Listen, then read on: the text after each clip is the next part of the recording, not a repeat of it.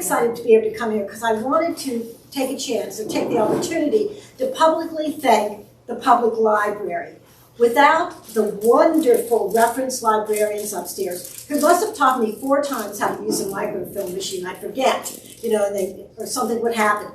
And the wonderful genealogy room where everything was. Without those 2 things, I probably would still be doing the research, which took me about a decade to do anyway, but the book never would have been written without this public library. So thank you from that genealogy room is amazing, and I'm going to talk about that in a minute. Lois, can I just ask, did Janet help you with that? Janet, okay, she did. The late, beloved Janet Wagner. Yes. Anytime she found anything, yes, she would send it to me and just say, oh, have you seen this? Have you seen that? Yeah. Okay. And then she taught, the succeeding generation so well that they just kind of took me on too and said, and I never had enough coins to copy it, and they let me run an IOU. I mean, it was just wonderful. It was like having your siblings, there to help you with this research. So it all started in 2007 when our daughter, Rachel, was planning her wedding. And she asked me, when was the last Jewish wedding in Mount Vernon? And I could remember one, and number one, because I assumed that I would have been invited if there had been a Jewish wedding in Mount Vernon. And I could remember one, but the groom was Jewish, the bride wasn't, and Rachel said that didn't count. It had to be a full-blown Jewish wedding. Well, I didn't have anybody to ask.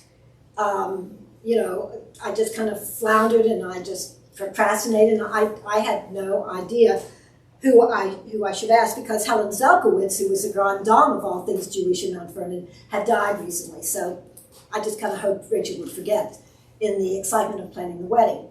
But one day I was working at the bookstore, and Laura Lee Porter, who is a retired history professor, had written a book called Politics in Peril about the beginning of Mount Vernon. And so I was talking to Laura Lee, and I said, and probably the most naive question in the world, oh, did you come across any Jewish people in Mount Vernon? Of course, I should have known there were some. She said, yeah, and I think I know something about a Jewish wedding. In fact, I think it was the first Jewish wedding in Mount Vernon, about the time, right after the end of the Civil War. And she had the man's last name. She said his last name was Wolf. So I knew, because I know that there are 2 that I am pretty sure are the iconic photographs of downtown Mount Vernon. One is this taken in the 1920s, and this is Rosenthal, so this is the Woodward Opera. But one taken a generation earlier, right around the time of the Civil War, looking south from the square, and there it says A. Wolf's Clothing Store. So this is where the bank is. First Knox, Park National, that's where that is. So I knew his name was A. Wolf. So now I thought, okay, I've got a name. And this is where the genealogy room came in. If you never knew a Mr. DeLauder, and I'm sorry I don't know his first name, I don't remember what it was, but this man did something wonderful. He went through every birth record, marriage record, death record, and compiled it alphabetically by the maiden name, by the bride's maiden name, by the spouse's, the groom's name, and it's all here. He did births, he did deaths, it's amazing. So I now have the name Wolf. So I can go down and, I'm thinking, well, it might be spelled W-O-L-F, maybe they didn't spell it right, but I can find an Adolf Wolf and I can find the daughter's name. And by finding the daughter's name, I get some dates and I get the groom's name. So I'm on a roll now. I go to Old Mercy Hospital, which is the records department. I go down in the basement, and they have all the marriage certificates, the marriage licenses, and they're all there. And so I can find his name, I can find her name, I can find the name of the rabbi. And so I call my daughter, and I say, yeah, look, I think I found the first Jewish wedding. I give her the information. I said, oh, and the rabbi's name is Wise. And I can hear the fiancé in the back going, Wise? Rabbi Wise from Cincinnati? And I'm going, yeah. And I thought to myself, boy, he paid more attention in Sunday school than I did. I don't know, who is this guy? Well, I find out later, he's the rabbi who has brought Reformed Judaism to the United States. He started Hebrew Union College down in Cincinnati. He is a big muckety. He's come up from Cincinnati. So now I've got a lot of information.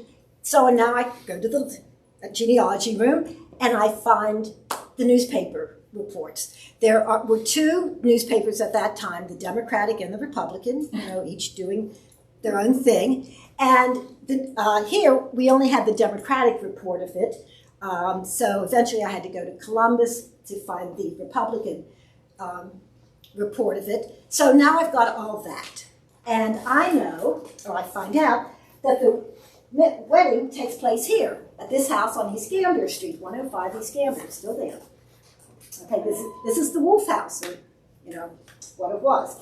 So I've got all this information, and I got a little interested in Adolf Wolf. I thought, I want to know a little bit more about him. And so, since I've got Mr. DeLauder's books, I know when he died. I know that he had been quite ill. He was on all kinds of probably morphine or opium for the pain. I find out that it's a hot day, he's up in a bedroom, he climbs out the window because it's hot and, wants to get some air. He's on here and he falls down to the pavement. And I find out, he lingered for a couple of days and then he dies. Now, because there's no Jewish cemetery in Mount Vernon, he is buried in Wheeling, West Virginia. And I go, Wheeling, I know where that cemetery is. I grew up in Wheeling, West Virginia. My paternal grandparents are buried in the old Jewish cemetery in Wheeling, West Virginia. Road trip. So Bert and I we go to Wheeling, West Virginia. I'd say, this is how you get to the old Jewish cemetery. And I thought to myself, as long as I'm here, before I find Mr. Wolf's, I think I'll go and say hi to Grandma and Grandpa, and tell them I'm here. So I'm walking, and I see where Grandma and Grandpa are buried, and Mr. Wolf is right there. He is yards away from Grandma and Grandpa. And there it says, died in Mount Vernon, Ohio. So there's this I thought it was a wonderful story about all this. And I tell Rachel all of it. And she writes it up in the program. And there it is, for people to read while you're waiting for the wedding to start. Well, after the wedding, which was really a fun wedding, if I do say so myself. Where was it? They were married at the country club. It had just been revamped. That's where the wedding itself was. And then the reception, which was kind of like my big fat Greek wedding, except it was my big fat Jewish wedding. That was at, what was the name of the place? Down on Ohio Avenue. Kind of near the old depot, kind of down there. Mm-hmm. Yeah. Or Howard, yeah. So we had, I don't know.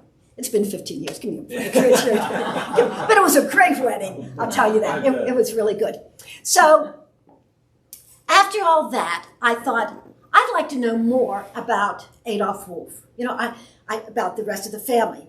And then I thought, why don't I just find every Jewish family that was here in the 1900s?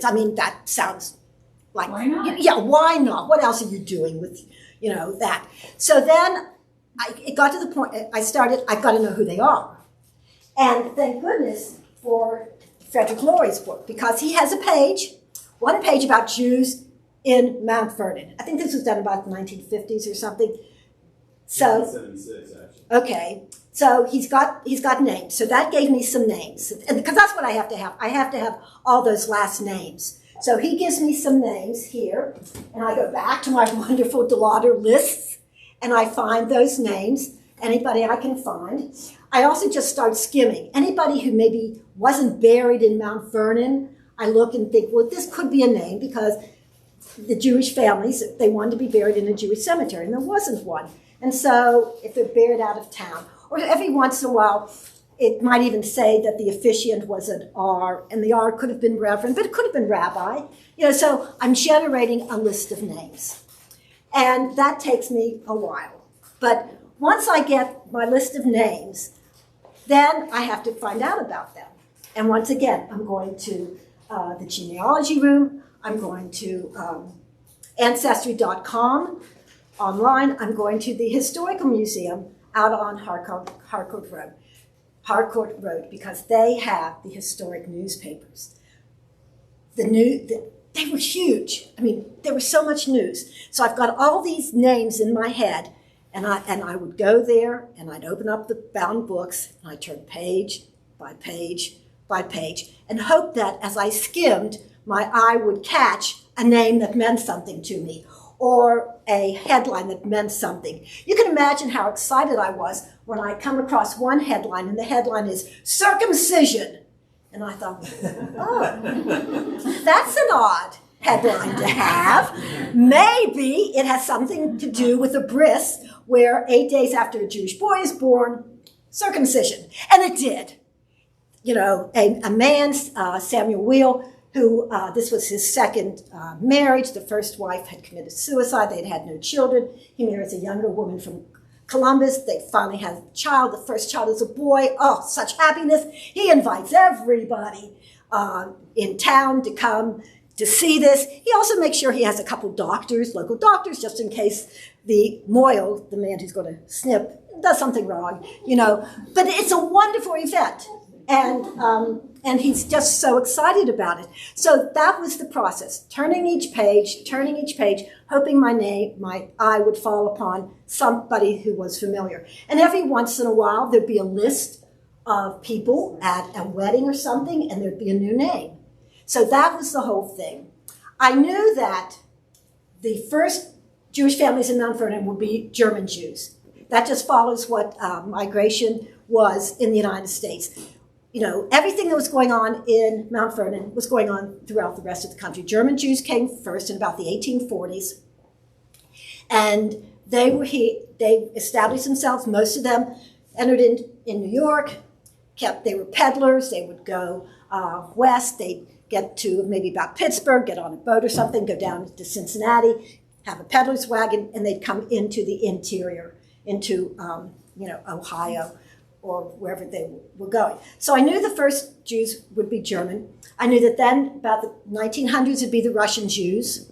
That's just the way it was. And Russia then was Tsarist Russia. So when you think of Russia, don't just think of Russia. It's Eastern Europe, it's Poland, it's Czechoslovakia, it's Ukraine, it's Belarus, it's all that area.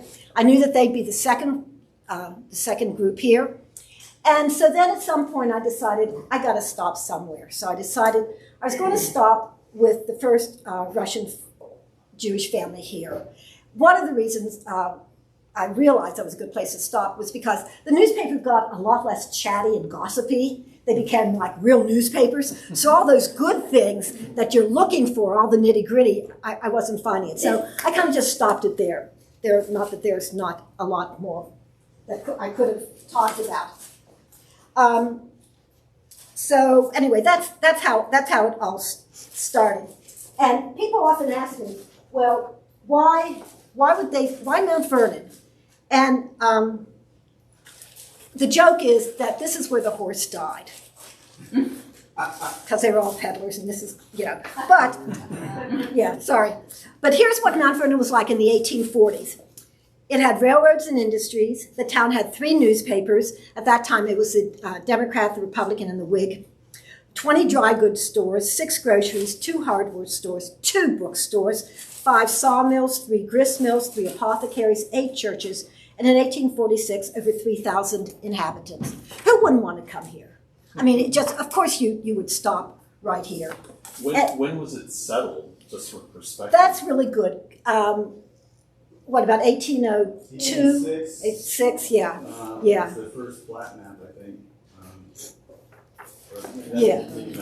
Yeah, so it's, so we're talking about, and so they're not the first ones, but, they're there. And since it was a wedding that started it all, just let me read you a little bit about the first Jewish wedding. July 25th, 1865 dawned clear and warm, a typical summer's day in Mount Vernon. The war had ended 4 months earlier, and this day promised the bounty of peace and the luxury of optimism. Trains arrived daily, bringing Union soldiers home to warm welcomes. Local farmers looked at their fields and did not see a single poor field of grain, wheat, or rye. Corn had filled in, and the oats looked better than farmers could ever remember. Clover and flax fields lay rich in the summer heat. Wheat sold at $1.20 a bushel, rye at 50 cents, and oats at 35 cents. Both local papers, no longer bordered in black to mourn President Lincoln's death, devoted newsprint to the week's most exciting event, the Wolf-Goldsmith Nuptials. Tuesday was the perfect day for a wedding, and not just any wedding. The Banner observed that Christian weddings were so common that they merited little attention. But this ceremony would be, quote, conducted according to the ancient rules of the Hebrew church. The first Jewish wedding in Mount Vernon took place that evening at the bride's home on East Gambier Street. Sarah Wolf, 21, and the oldest of Adolf and Hannah's children, married Albert Goldsmith, a 26-year-old German immigrant and traveling salesman from Cincinnati. Earlier that year, Goldsmith had come to Mount Vernon and seen a busy town proud of its past and optimistic about its future. He would have stopped at all 4 clothiers in town, 3 of whom were Jewish. Now, clothiers only sold men's stuff. Anything a man wanted, from shoes to chapeaux to valises to cravats, everything for men. Women, you sewed your own things. You know, there wasn't going to be a store for you. So the clothiers, they made the men look fine and fancy. But there were 4 of them, and I said 3 of them were Jewish. Goldsmith would have been welcomed by the small enclave of German Jews and invited to their homes to meet their families and have meals. Thus, he would have met the Wolf family and begun his courtship of Sarah. Wolf's reputation as a man of, quote, great liberality shone on his daughter's wedding and reflected his rise from immigrant peddler to successful merchant. The nuptials gave his Gentile friends and customers an opportunity to see this Jewish ritual. Everything had to be memorable. A great event, and one of the sensations of the week, the Wolf-Goldsmith wedding also reflected upon the reputation of our beautiful and hospitable city. No guest list exists, and the local newspapers listed only a few attendees by name. Lecky Harper, the editor of the Democratic Banner, often referred to Wolf in his paper as a friend and neighbor. He most assuredly attended and wrote the report for the newspaper. The rival newspaper, The Republican, wrote about the wedding, and William Bascom, the editor, probably was a guest. Several Kenyon professors rode down from Gambier for the 7 o'clock ceremony. Out-of-town guests, including the rabbi, arrived from Cincinnati by train. To prepare for the wedding, the family placed fancy lanterns around the yard, arranged tables and chairs under shade trees, and provided an abundance in food and drinks. The Mount Vernon Brass Band, reorganized and in good, healthy condition, played popular airs. As darkness approached, a servant lit gas lights to illuminate the house and ensure that the numerous, beautiful, and costly wedding gifts could be viewed. Anyone walking along Gambier Street that evening would have been impressed with the guests, music, and lights coming from 105 East Gambier Street. Undoubtedly, the presence of the Cincinnati rabbi made the evening more impressive because he was Isaac M. Wise, the most prominent rabbi in America. Both local newspapers wrote about the event, but neither mentioned the actual ceremony. Rabbi Wise conducted portions of the wedding in English, and the Banner commented upon his deeply affecting and eloquent words. The rabbi probably stood in front of a small table that held wine and a goblet for Kiddush, the blessing of the wine. Did the bride and groom stand beneath a chuppah, a canopy? Did the rabbi receive the traditional 7 blessings? Did the bridegroom stomp on a wine glass at the end of the ceremony to remember the destruction of the temple? There was no way of knowing what Jewish rituals were included. I even wrote to Hebrew Union College, where Rabbi Wise's, all of his documents and papers were kept, to see if they had anything about a wedding that he might have led any place, and they could find nothing, so it was all just conjecture. We do know that the bride looked beautiful, the groom was happy. Sometime after the ceremony, the Union Brass Band entertained with really first-class music. Excellent food, drink, and conversation greeted the guests as they strolled outside to enjoy any breeze on that warm evening. The rabbi mingled with guests, and at one point the Methodist minister, G.W. Bush, Dwight Hervey from the Presbyterian Church, Thomas E. Monroe from the Congregational Church, 2 Episcopal ministers, James Munchner and George Reese, engaged Wise in a lively discussion on, quote, biblical matters. Wise must have held his own because the Republican wrote, "We were very much pleased with Rabbi Wise." The Banner praised both the town's and the host's hospitality. Surely Wolf looked around and took pride in his accomplishments and largesse. The Banner penned the perfect blessing for the wedding. Expressing the hope that the young couple would have a long, happy life, the writer asked that, quote, "heaven's richest blessing ever be poured upon their heads." But this was not to be. A year after the wedding, the following appeared in the banner. We all this week called upon to announce the death of Mrs. Sarah Goldsmith, wife of Albert Goldsmith and daughter of our townsman, Adolf Wolf, Esquire, which took place at her residence in Cincinnati on Monday last in the 22nd year of her age. Our readers will remember that we noticed the marriage of this worthy lady about 1 year ago, which took place in the presence of a large concourse of friends and invited guests. The husband and friends of the deceased have our heartfelt sympathies. A pregnant Sarah Wolf Goldsmith had died from eclampsia and was buried in a Jewish cemetery in Cincinnati. So, yeah, those are the kind of stories that are out there. Stories that have been forgotten. You know, I don't know where any Wolf descendants are. They don't know the story. So one of my goals was to bring the stories back, to have them come out because they're heartfelt, they're poignant, and I think they need to be known. So I'm just going to tell you a couple more stories. I brought some visuals for you.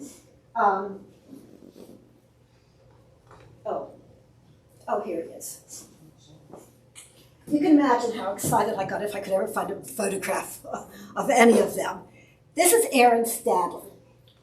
First generation American. It's his father who starts a business not in Mount Vernon, but Stadler does come here.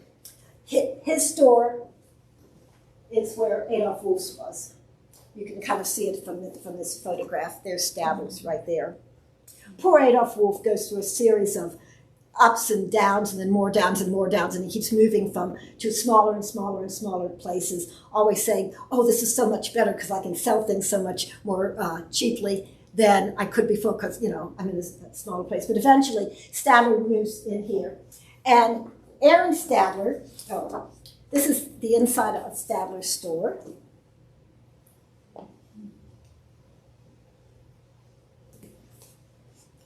So one of the things that Aaron Stadler brings to town is newfangled price tags, because there weren't price tags. You would walk into the store and the clerks would look at you and say, maybe you'd be able to pay about 5 cents for this. But somebody else might come in looking more dressed, or they would just know the wealth and I know what you can pay. For you, that same thing is $2. And so what they told you. Aaron brought price tags, and he boasted one price for everybody. It doesn't matter who you are, if you're rich or if you're poor, if you're smart, if you're not so smart. We're all going to have tags. And so that was what he brought to town, the one size or one price for everybody. And he would always talk about that. He stayed in town for decades. But finally, he lost the lease on the building, and he and the family had moved to New York. What was interesting was that when they were here, the Stadler women, because he had only daughters and his wife, were kind of part of Mount Vernon society. I mean, I find them, within the Shakespeare Club and the Mozart Club and the current events club, and they're always having dinners and lunches and things like that. But once they get to New York, the women have to go to work. One is a secretary at a school. I kind of can't remember what the rest do. So they leave. But one of the things Stadler also did was the War Department realized that people needed to know what the weather reports were going to be. And they said if the city council would pay $50, then they would get these banners, and each banner would have a different symbol on it, and you could run some kind of a rope or something from his store across the street and put up the banners, because they knew farmers needed to have the information. Was it going to be a frost or whatever? And that you would get a telegram every day, and then you could post that. But city council, in their wisdom, decided that was way too much money, and so Stadler paid for it himself to get the banners. He paid to have cards made up so that everybody would know what the symbols meant, if it was, a star or a sun or whatever. And for years, he would get the telegrams and run the banners up across so that farmers or haulers or anybody would know exactly what weather to expect. So he was kind of a favorite of mine. He kind of looks kind of prim. But what's interesting is, let me see if I can find his, this is where he lives. This was his house. Do you know where this one is? Yeah, it's on High Street, yeah. Isn't it right? Yeah. Across from the old armory. Yeah. If anybody knows who lives there, let me know, because I want to knock on the door and say, can I come and see this house? Because the outside has not changed since, but there it is. Yeah, there it is. Yeah, isn't it Main? Okay. Yeah.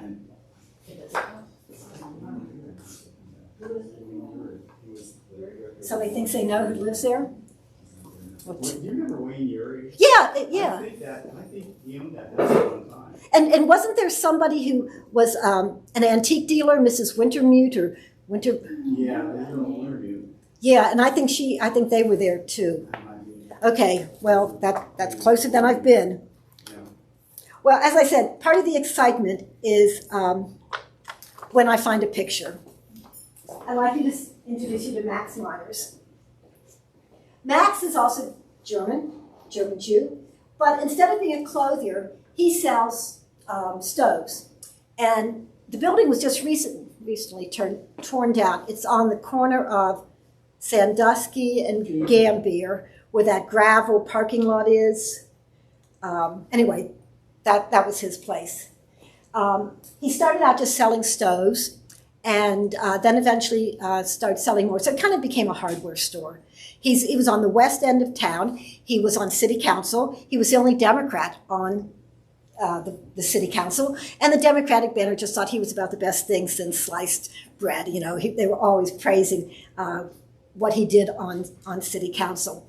But the title of my book, Our Worthy Townsmen, comes from something in his life. So let me just read that. Charles Myers became ill first. The 4.5-year-old probably had a sore throat and a fever. When his glands became swollen, he had trouble swallowing. The doctors diagnosed diphtheria. With no vaccine or known treatment, his throat closed, and the family watched as Charles suffocated. He died on August 25th, 1879. Isabella, the only girl in the family and a year younger than Charles, was already infected with a highly contagious bacterium. She died 2 weeks after her brother. And a week later, on the second day of the Jewish New Year, the baby Louis died. In the Rosh Hashanah liturgy for the New Year, there's a prayer that asks, who shall live and who shall die? For the distraught Myers family, the answer was all too clear. Added to their grief was the opinion of 2 local doctors that the children had caught the disease from the paper and rags which Max Myers bought and handled in his peddler's wagons. Although Myers had established a store 5 years prior to his children's deaths, he still had several wagons on the road, selling tinware and glassware and trading for junk. Myers still considered himself a rag merchant. All the junk and rags had to be picked over. Max vociferously denied that diphtheria could be carried on clothes. The doctors stood by their statement as to the cause of the first case. After that, however, the other Myers children had only to inhale some droplets in the air when Charles coughed or sneezed to become infected. The 2 older children in the family, 10-year-old George and Joseph, a 7-year-old, did not become ill. The Democratic banner, which at first erroneously wrote that 2 bright and promising children had died of scarlet fever, now intoned, sore affliction has visited the family of our worthy townsman, Mr. Max Myers. He has the sympathy of the entire community in this sad bereavement. The 3 children were buried in Temple Israel Cemetery in Columbus. A small standing stone marks the site engraved with their 3 childhood names, Charlie, Isabel, and Louis. And I remember finding that and coming home and telling my husband, if I ever write the book, I've got the title. I'm going to take Our Worthy Townsman and make it plural, Our Worthy Townsmen. So that's where I got the title. The stories are, as I said, exciting. At one time, you have Leopold Heyman in town, who sold he sold liquor, and you had 2 brothers, the Highland Brothers. One was Heyman's Hayman, Hyman is Hyman. They're all German Jews. They all speak with accents. The newspapers could not keep them straight.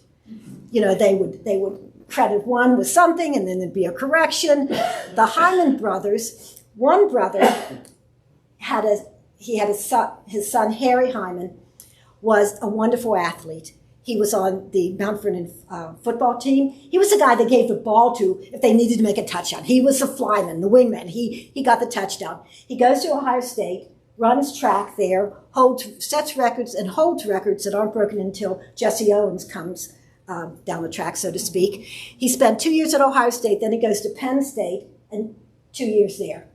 And so his proud father is always taking things to the newspaper to talk about his son. He won this award, he won that medal, he's in England, he got this, he got that. And they were always crediting it to Max Hyman, who was the man always getting arrested for breaking the temperance rules, because this, Ohio was going dry, Knox County was going dry, and he was always being arrested for selling liquor and paying the fine and then being arrested again. And so the two brothers wanted to make sure that they kept him straight.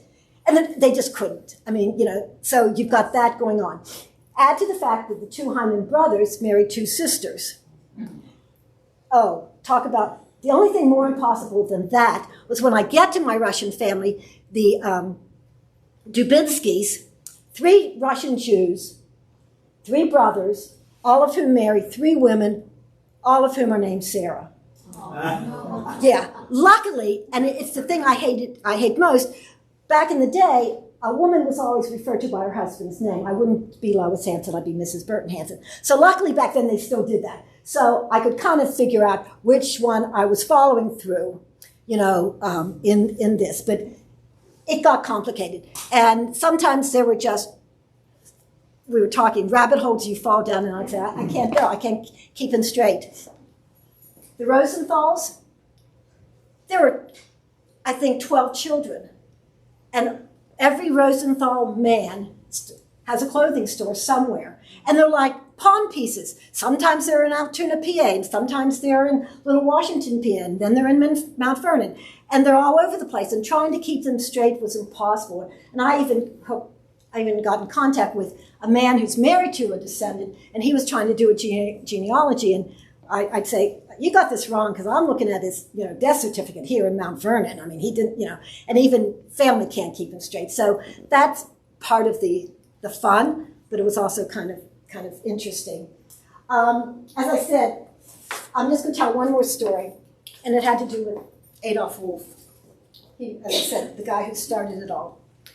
Adolf Wolf made sure that everybody knew he was the best clothier in town. He didn't like competition. That whole thing that, people say, oh, competition's good. Now, he knew it wasn't good for him. And he wanted to be the very, very, very best. And some Epstein brothers come into town. One brother stays in New York, and 2 brothers are here running the store. And so I'm pretty sure that Adolf Wolf starts rumor going around. They're buying, what do you call them, sloppy goods. The stuff that they have here is it's just crap. It's just no good at all. And so you've got this battle going on between the Epstein brothers, and it's all in the newspaper, and Wolf. And one of the things they talk about is, how a wolf is such a sly animal, and then they just kind of go on. And so this goes on for a while, but that has nothing to do with the story. I don't know if you know, on East Gamber Street, there's that little park. I don't know, what's down around, what would it be, the 300 block? Not the 300, pardon me? 400. Is it the 400 block? Okay, there's that little park. Well, there used to be a fountain there. And it was a hot day. And one of the Epstein boys, and he's about 18 or 19, he stops to get some water. And another man comes by, and he stops to get some water. And I'm just going to assume it's in great kind of fun, because it's hot and they're sweaty. And one guy throws some water on the Epstein. And they kind of get into a fisticuff, but nothing much happens. They separate. And then young Epstein walks the rest of the way downtown, goes into the store, gets the gun that the store kept, because I guess everybody kept guns or something, goes to where the other man works and shoots at him. Luckily, he's a terrible shot, because he misses entirely. But 2 days later, he's arrested. And then you've got, back and forth about his sentence. But one of the highlights was finding the actual sentencing form in the records, and you see what it is, and down at the bottom, he's sentenced to It says 4 days with bread and water.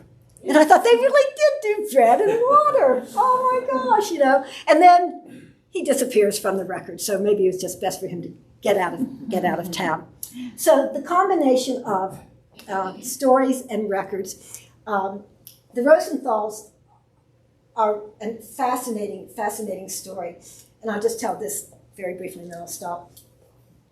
It's the last day of the school term.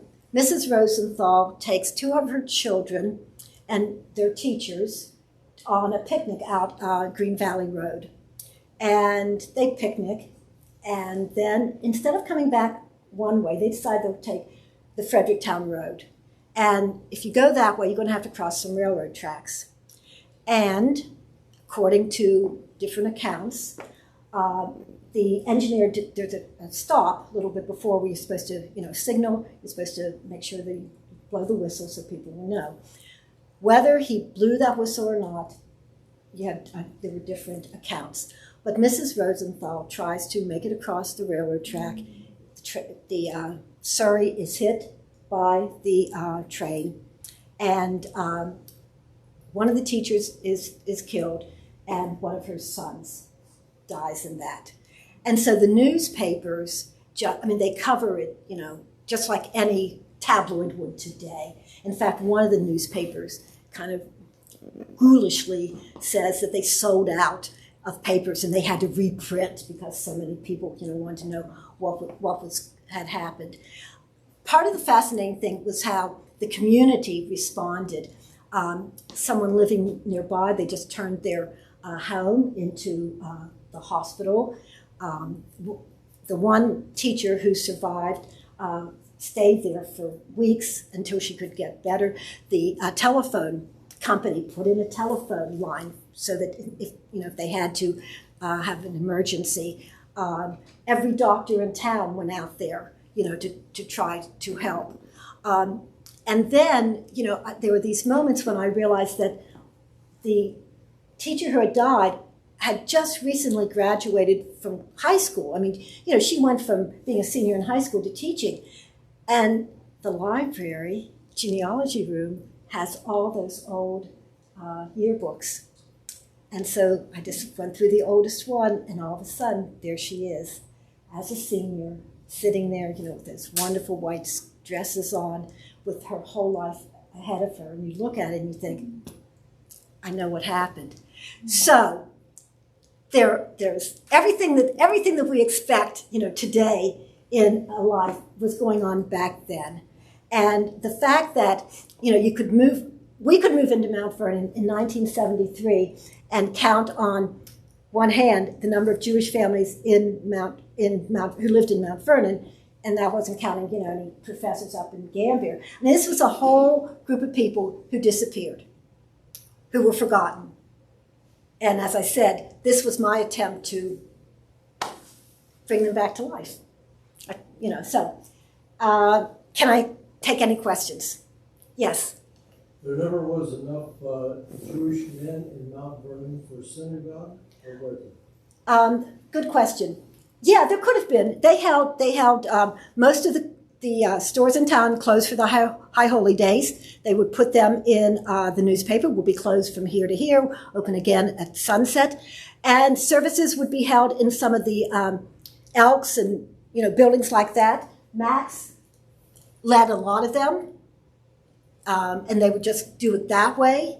So to have a huge synagogue, no, the money wasn't there. They kind of did what would you call it, storefront one, where Williams Flowers, upstairs. A little bit later, like in the 20s and 30s, they would have services up there. Once they kind of rented a rabbi, to come up, I guess, from Cincinnati. But no, there wasn't enough. And in about the 1880s, 1890s, somebody went to city council asking about setting up a Jewish cemetery. But that never got any place. We have a Jewish cemetery now, but not back then. So they're always getting buried outside of town. Yeah, they had enough people for a minyan. You only needed 10 men, but it just wasn't there. And then like everything else, the kids go off to college or they go off to the war or whatever time period, and then they don't come back. Parents move to Florida or die, So yeah, it's the same thing. Where's the Jewish cemetery now? It's up by Quarry Chapel. Yeah, it's right by Quarry Chapel, and then there's the cemetery, and then ours is right beside it. Just Mm-hmm. So does your book come up to the end of the 20th century? Or? It comes up to the Dubinskys, who were here from 1900 to about 1920, something like that. Yeah, so I just kind of stopped with them. They're the only one that I had some primary source. When I started it, I found out that Ben Dubinsky had two daughters who were still alive, Odessa and Isabel. And Odessa must have been 98 or 99, and I got in contact with her. And so she was out in California, and she'd give me stories. And sometimes they were just absolutely delightful, and sometimes, she was 90-something. They were so wrong. She told me about the time her father had broken his leg, and she had this whole story, but I found it in the newspaper, and that wasn't quite the story. But I will tell you her best story. They're living on east side of town. Ku Klux Klan in Mount Vernon is in its, heyday. It's having parades, down High Street and down, to the fairgrounds. That's where they owned it, didn't they? The Ku Klux Klan, or they were always having. Yeah, so they were always having marches down there. So there's a march. The Klan is marching in front. Odessa says she and her father are on the front porch, and a Klansman, conveniently hooded, comes up to her father and says something like, "Get out of town, you damn Jew," whatever it is. And Ben says, "I know who you are. I recognize you by your shoes. You still owe me money. Get out of here." So whether that was a true story or not, Odessa loved telling it to me, and I love repeating it. So I'm just going to say it was true, So she, as I said, and Odessa would tell me stories, and then I'd say, "That's not the way Isabel, your sister, told it to me." And how would she know? She was just a baby. She doesn't know anything. So yeah. So as I said, it was quite exciting to be able to talk to somebody, about it. That was actually a question I had earlier that I forgot. Mm-hmm. Oh. Was it a nice experience reaching out to was, other people? It was able to compare so much fun. It was so much fun. And people were so generous that I would meet on Ancestry.com.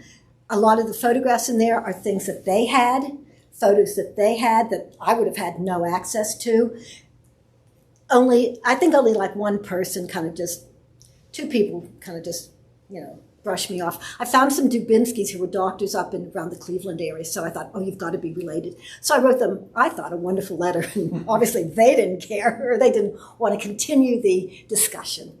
So, yeah, but most of the time people couldn't. They were so happy to get information that I had, because we've got the records here. I'm there staring at them at the records office. Did you find anyone else kind of creating a similar book or log of? No, most people are doing it on Ancestry. They're kind of trying to do it there. But other people have certainly written the same story about other small towns throughout Ohio, Indiana, Illinois, you name it. And as I said, it doesn't, I would find some of these people up in North Dakota, sons and grandsons go to North Dakota, just repeating the same thing. Oh, we'll start a clothing store. It wasn't original, but it was good. Yes, Cindy? I think that you ought to contact somebody that does like miniseries, like the people that did like Call the Midwives. So it would make it great because they're standalone, like All Creatures Great and Small. Yeah. They're standalone stories. I think that people would really be interested. Well, thank you. The stories are they're just fascinating. And the fact that it's about Mount Vernon. And there are places, and, all of a sudden you know where that is. You know where that was. I know that park there. And so that's what's, to me, exciting. And personally, it fulfilled a need that everybody was doing genealogy. Everybody had stuff. And so because I can't do it with my family, the records just all were destroyed, or they're just not there because of, World War II. This filled that need. I could pretend that these were, this was my family, and, here are the stories. So it was great fun. Did Did you know about People's Shoe Store? When we got to town, Eppie Epstein, we met him. Yeah, he and his wife from People's. Those doctors. Oh, the Szymanskis. Dentists. The Szymanskis were here. Yeah, and Zelkowitz. Oh yeah, Helen. Mr. Zelkowitz sold us our house. Yeah, He the Zelkowitz. was the Executor. He was the executor of the owner. Yeah, Wow. yeah. So yeah, there. Yeah, but we met Ann. I think it was Ann Epstein, and I forget his name. Yeah, but they had Peoples. And up on Edgewood. the family- Erlanger. Erlanger. Yeah, so there were still families here. I didn't get, because you have an influx then, after the Russian Jews, you have an influx in the 30s of German Jews again trying to get out of Dodge. And then you have those who came here after the war. And then in the 50s, a lot came in from Chicago as middle management with some of the industries in town. And then American, yeah, and then they leave. Yeah, so you get another kind of heyday. Yeah. Mm-hmm. Did you, in your research, see anything about Samuel Israel? I live in his house. Oh, do you really? On North Main. 1838, but I've done a lot of research on him. Every time I'd come across him, I'd say he's got to be Jewish. I mean, how do you get that last name? That's what I said. How do you get that last name? Oh, I think I'll take that instead of Smith. Right. I'd rather be thought to be Jewish, and I can get all the anti-Semitism right at me. How could he not have been? I can't find anything. He married he and another guy came as stonemasons, brick masons, because they were building Kenyon.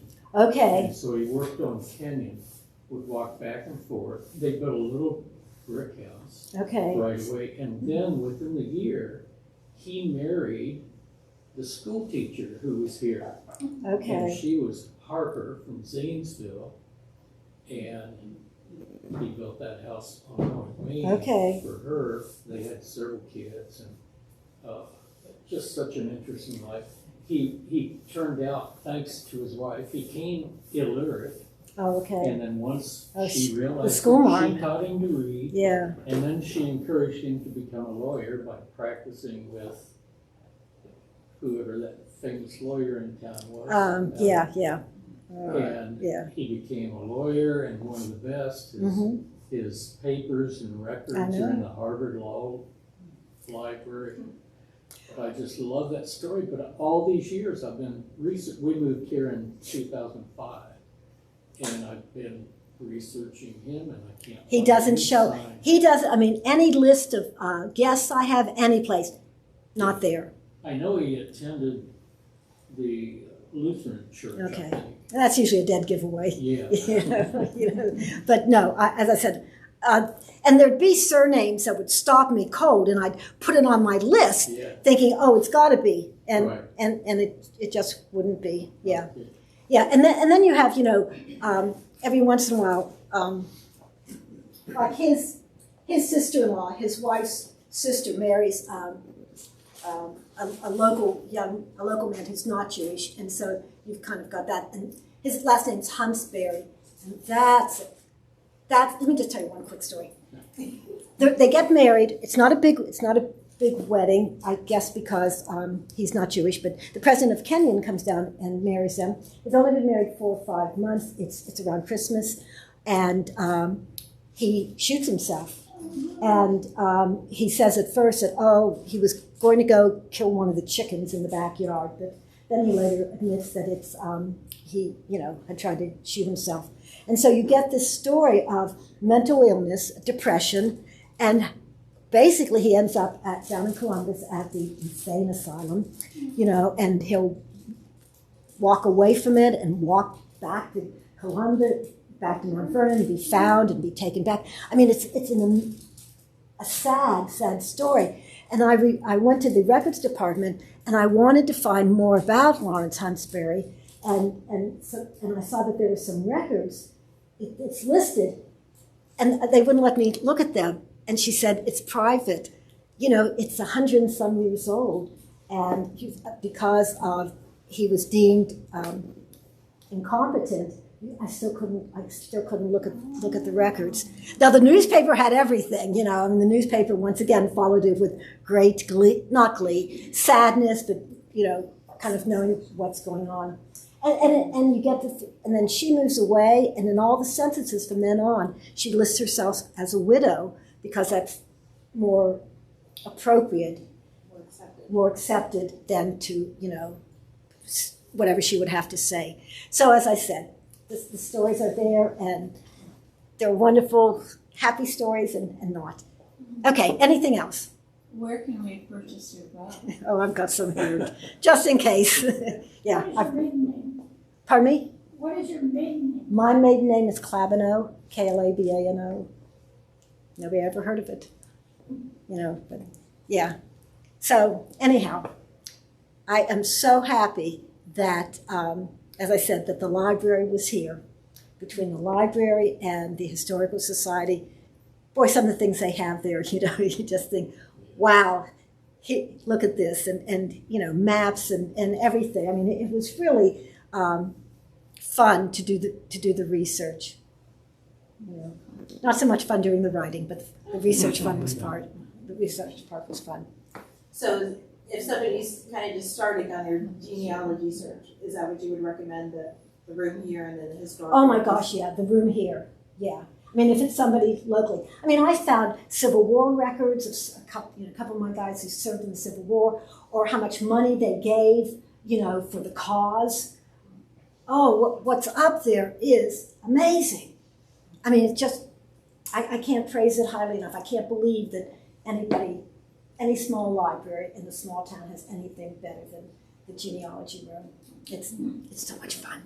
Kudos, John, kudos. Thank you. Okay.